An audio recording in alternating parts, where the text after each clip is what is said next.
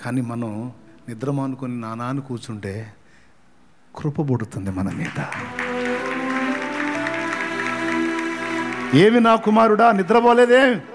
నానా నాకు ఈ సమస్య ఉంది నానా, నాకు అన్నా సరిపో చేస్తలే నిద్ర. ఏమి నా కుమారుడా అన్నం మానుకున్నావేమి? నాకు తినబుద్ధి కావట్లేదు నాన్న, నాకున్న పరిస్థితి అలా ఉంది నాన్న. అవునా? కృప మేలుకుంటుంది, అక్కడ వాత్సల్యం మేలుకుంటుంది. వెంటనే ఆయన హృదయం కదులుతుంది.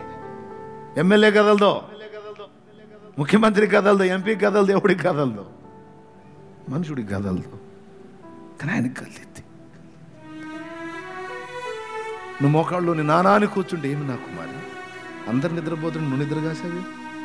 నా పరిస్థితి అట్టుంది నాన్న. అవునా? అందుక నువ్వు నిద్ర లేకుండా కూర్చున్నావు, నేను చేస్తా అని వెంటనే ఆయనలో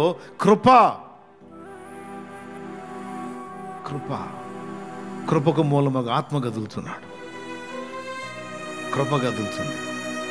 ఎన్నోసార్లు ఓటమి పాలైతే నీ పక్షాన పోరాడి తిరిగి నిన్ను నిలబెట్టింది ఏంటో తెలుసా? ఆయన కృప.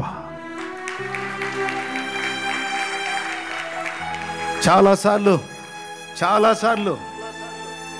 నేను అన్ఫిట్, నేను పనికిరాను, నన్ను ఎట్లా పిలిచావయ్యా నువ్వు సేవకి, నేను ఎట్లా పనికి వస్తానని అనుకున్నాను. కానీ దేవుడు నీకు ఇచ్చిన ఆన్సర్ కృప. నా కృపను బట్టి నీవు బలవంతుడు కమ్మ, నా కృపను బట్టి ధైర్యం తెచ్చుకో. నీ చేతగాంది నా కృప చేసేది పదా. నేను నీ ఎడల కృప చూపువాడనై ఉన్నాను.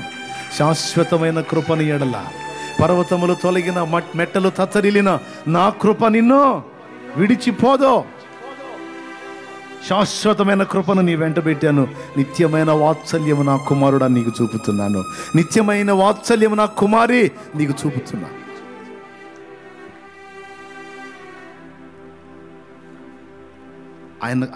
ఆయన కృప చూపునట్లు, ఆయన కృప కదులునట్లు ఆయనను వేడుకోవాలి. కానీ దానిని మనం ఘనపరచరాదు, దానిని హెచ్చించరాదు. దాన్ని ఒకవేళ హెచ్చించినట్లయితే సీమోనుకు తగిలిన వచనం మనకు తగిలిద్ది. అది మన అతిశయ కారణం కారాదు, మన ప్రార్థన అతిశయ కారణం కాదు. అర్థమైందా? ఒకవేళ నువ్వు ప్రార్థన చేసినా నువ్వు చెప్పాల్సిన మాట ఏంటంటే, ఏం ప్రార్థనలేనా నేను చేసిన ప్రార్థన ఆయన కృపతో ఇచ్చాడన్నా. లేదులే బ్రదరు చాలా రోజుల నుంచి ప్రార్థన చేసావు కదా అంటే, ఏం ప్రార్థనలేనా నేను చేసిన ప్రార్థన? ఎంత ప్రార్థన చేసినా ఆయన కృప ఉండాలి కన్నా ఇవ్వాలంటే. ఆయన కృప పట్టుకుపోతే అట్టిస్తాడన్నా.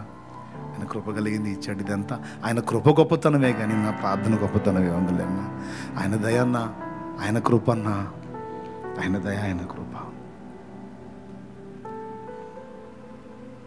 అని ఆ కృపని, ఆ దయని ఆయనను ఘనపరచాల్సిందే తప్ప ప్రజలు వచ్చి నిన్ను గొప్ప చేసిన, నీ త్యాగం గొప్పది, నీ పరిశుద్ధత గొప్పది, నీ నీతి గొప్పది, అసలు నువ్వు ప్రార్థన అది ఇది అంటే దేన్ని బట్టి కూడా ఒప్పుకోవద్దు. నా యోగ్యత ఎంత మాత్రము లేదు, నా అర్హత ఎంత మాత్రం లేదు. ఆయన కృప అనర్హుల మీద కూడా చూపించిన కృప, బలహీనుల మీద చూపాడు కృప. చెంచలుండి నేను, చెంచలపు దాన్ని నేను, నా మీద కృప చూపాడు ఆయన.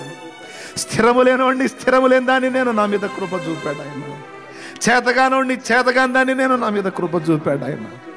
పనికి రాని వాడిని, పనికి రాని దాన్ని నా మీద కృప చూపాడు. కృపతో జరిగిస్తాను ఇదంతా, అది ఏమి లేదు ఆయన కృప. ఈరోజు మీ అందరికీ సభాముఖంగా సాక్ష్యం ఇస్తున్నా. నేను ప్రార్థన చేయనని కాదు, చేసిన నీ మోకాళ్ళు వేసి నానా అనగానే ఏది నా కుమారుడని వెంటనే స్పందించడం ఆయన కృప కదా. ఇదంతా కృపలో గొప్పతనం.